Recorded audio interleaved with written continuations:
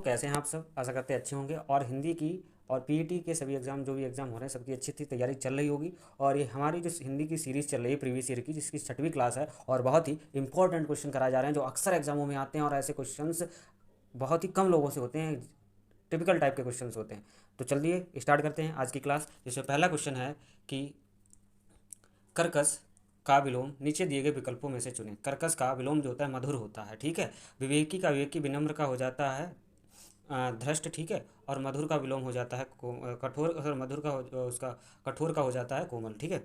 अगला क्वेश्चन देखिए कि जो है दूसरा क्वेश्चन है, जो इंद्र पर विजय प्राप्त कर चुका हो वो इंद्रजीत होता है, और जो इंद्रियों पर विजय प्राप्त कर ले वो जितेंद्रिय होता है। दोनों ऑप्शन ध्यान रखना, ठीक है, बहुत ही इंपॉर्टेंट क्वेश्चन है।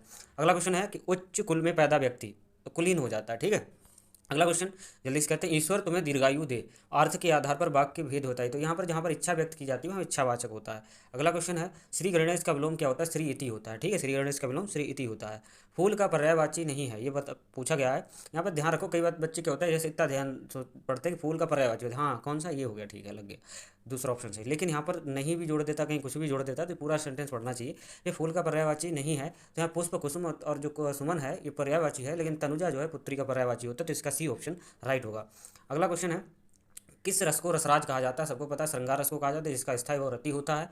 और बाकी जो है, हास्य रस का हास, शांति का होता है निर्वेद, और श्रृंगार रस का क्या होता है? रति होता है। वीर रस का उत्साह होता है। अगला क्वेश्चन है, मन रे तेरे तन कागज का पुतला लागे बूंद विनस जाए छीने में, और गर्व करे इतना क्या इतना, तो यहाँ पर क्या होता है? शांत रस है, ठीक है। अगला क्वेश्चन देखिए, 9th क्वेश्चन है। इसमें क्या पूछा गया है? इसमें पूछा गया है, जिस छंद में 4 चरण होते हैं, प्रत्येक चरण में 16 मात्राएं, उसे क्या कहते हैं? तो वो चौपाई होती है, ठीक है।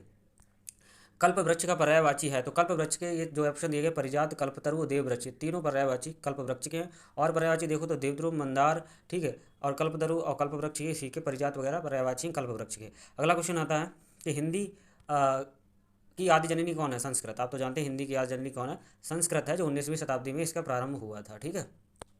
हिंदी दिवस 14 सितंबर को मनाया जाता है, और राष्ट्रीय हिंदी दिवस जो है, जैसे विश्व हिंदी दिवस है 10 सितंबर को याद मनाया जाता है, ठीक है।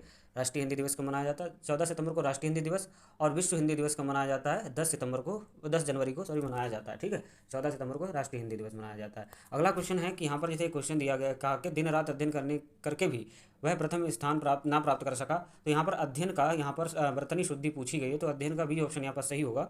अध्ययन की वर्तनी शुद्धि यहाँ पर सही होगी, बी ऑप्शन राइट होगा। अगला क्वेश्चन है, अविकारी शब्द क्या है? तो अविकारी शब्द अव्यय होते हैं, क्योंकि अविकारी लिंग वचन कारक से परिवर्तित नहीं होते हैं। जैसे ऊपर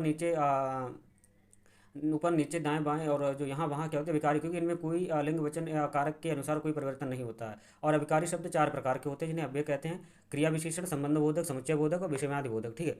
अगला 15वां क्वेश्चन है कि हिंदी वर्णमाला में कितने व्यंजन होते हैं? 33 व्यंजन होते हैं, 11 स्वर होते हैं, सी ऑप्शन इसका राइट होगा।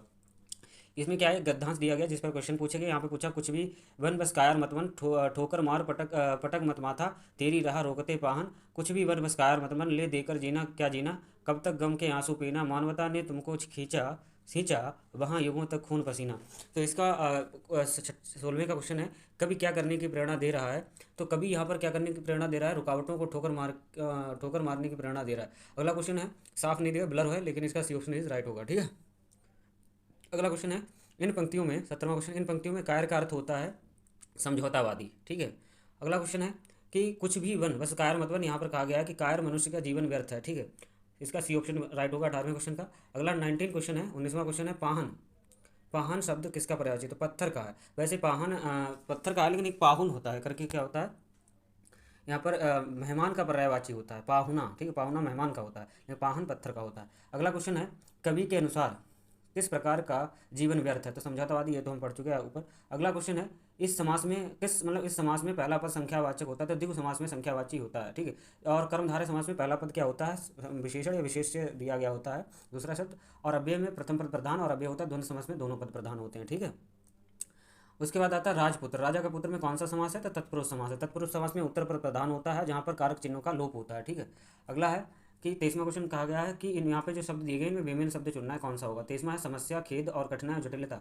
तो समस्या और कठिनाई और जटिलता तीनों शब्द एक ही, और खेद जहाँ पर दुख की बात की जा रही है वो अलग होगा। अगला क्वेश्चन 24वां है, घर, परिजन, परिवार और बच्चे। तो परिजन, बच्चे, परिवार सब घर में ही होते हैं, ठीक है, तो ये ऑप्शन इज राइट होगा।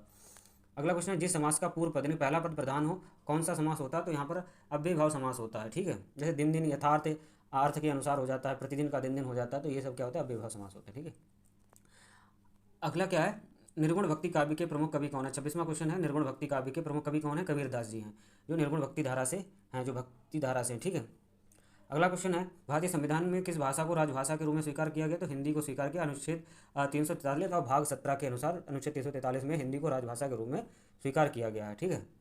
कब स्वीकार किया गया, आप इसको कमेंट बॉक्स में बताना है, ठीक है। अगला है, कामायनी महाकाव्य के रचयिता कौन है। तो कामायनी महाकाव्य के रचयिता जो हैं जयशंकर प्रसाद जी हैं, और ये बहुत ही इंपॉर्टेंट क्वेश्चन कई बार एग्जामों में पूछा जा चुका है। अगला क्वेश्चन, कामायनी, उसके बाद इनकी अगर और रचना देखें तो चित्राधार है, कानन कुसुम है, झरना, आंसू, लहर, प्रेम पथिक, ये सब इन्हीं की रचना है। अगला क्वेश्चन है, 30वां क्वेश्चन में कहा गया है कि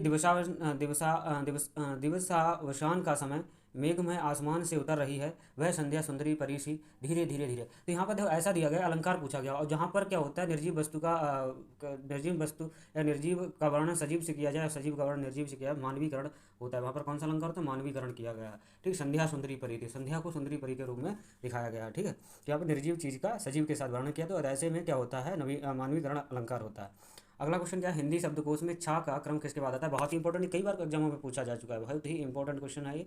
अगला क्वेश्चन जिसमें 31 जो है कि का क्रम, छा छतरी होता है, का क्रम किस वर्ण के बाद आता है। तो का, पहला ए ऑप्शन राइट होगा, का के बाद आता है, ठीक है। अगला क्वेश्चन, खग जाने खग की भाषा। तो यहाँ पर क्या होगा कि समान प्रवृत्ति वाले लोग एक दूसरे को सराहते हैं, ठीक है। 33वां क्वेश्चन है, यहाँ पे पूछा गया, इन शब्दों को मिला के एक वाक्य बनेगा, जो पूरा सेंटेंस बनेगा, क्या होगा कि जिस प्रकार अग्नि धर्म का दहन करना है, उसी प्रकार मनुष्य का धैर्य उसके स्वभाव का पर्याय होना चाहिए। तो इसका आंसर क्या होगा, सी ऑप्शन जो होगा राइट होगा, ठीक है। अगला क्वेश्चन है 34, अक्ल का दुश्मन होना, मतलब कि महामूर्ख होता है अक्ल का दुश्मन होना। अगला क्वेश्चन है 35वां क्वेश्चन, वाक्य के अशुद्ध भाग में त्रुटिपूर्ण भाग का चयन करें, यदि कोई त्रुटि ना हो तो भाग को चिन्हित करें। तो यहाँ लिखा धनवान को व्यर्थ बेकार। तो यहाँ पे व्यर्थ और बेकार कई बार एग्जाम में पूछा गया, दोनों शब्द एक साथ नहीं आते, तो यहाँ बेकार में जो शब्द होगा, बी ऑप्शन जो होगा वो राइट होगा, यहाँ पर अशुद्ध है, ठीक है, त्रुटिपूर्ण है। अगला क्वेश्चन 36वां क्वेश्चन कहा गया कि दिए गए शब्दों में शुद्ध वर्तनी का वाला शब्द है। तो सच्चिदानंद जो है बिल्कुल सही ऑप्शन होगा, सी ऑप्शन इज राइट होगा, यहाँ पर शुद्ध वर्तनी वाला शब्द होगा। उपसर्ग का प्रयोग होता है तो वाक्य के आदि में होता है, ठीक है, आरंभ में होता है। उसके बाद मिठास शब्द में किस प्रत्यय का प्रयोग हुआ। तो मिठास में आस शब्द का प्रत्यय है, ठीक है, जैसे मिठास, प्यास और निकास हो गया, ये जो दिया गया है प्रत्यय होगा। सत्याग्रह का संधि विच्छेद, सही संधि विच्छेद क्या होगा। तो सत्य धन आग्रह जो है इसका सही संधि विच्छेद है, सत्याग्रह का सही संधि विच्छेद क्या है, सत्य धन आग्रह। अगला क्वेश्चन है, दो वर्णों के मेल से होने वाले विकार या परिवर्तन को कहते हैं। तो यहाँ पर संधि कहते हैं, दो वर्णों के मेल से होने वाले विकार को संधि कहा जाता है, ठीक है, ये ऑप्शन इज राइट होगा। तो दोस्तों कैसे लगे क्वेश्चन ही कमेंट बॉक्स में बताना है, और अगर वीडियो अच्छा लगा है, क्वेश्चन आपको अच्छे लगे हैं, तो वीडियो को लाइक और सब्सक्राइब करना ना भूलें, जिससे कि आने वाले एग्जामों में ये क्वेश्चन आपको मिलते रहेंगे। और ये जो प्रीवियस ईयर क्वेश्चन हैं, जैसे कि ग्राम विकास अधिकारी हो गया, UPSSC हो गया, के जितने भी एग्जाम्स हैं, और UPSC PCS वगैरह जितने भी एग्जाम हैं, उनकी जो हिंदी के क्वेश्चन हैं जो प्रीवियस ईयर, वो इस वीडियो में कराए जाते हैं, ठीक है। और जो अगली क्लास रीजनिंग की होगी और स्टैटिक जीके की होगी, UPSSC से लेकर सारी क्लासेस इसमें होंगी, और मैराथन क्लासें दी जाएंगी, और बहुत ही इंपॉर्टेंट क्वेश्चन होंगे स्टैटिक जीके वगैरह सबकी। तो अगर वीडियो अच्छा लगा है तो लाइक और सब्सक्राइब करना ना भूलें बस, ठीक है। वीडियो देखने के लिए धन्यवाद दोस्तों।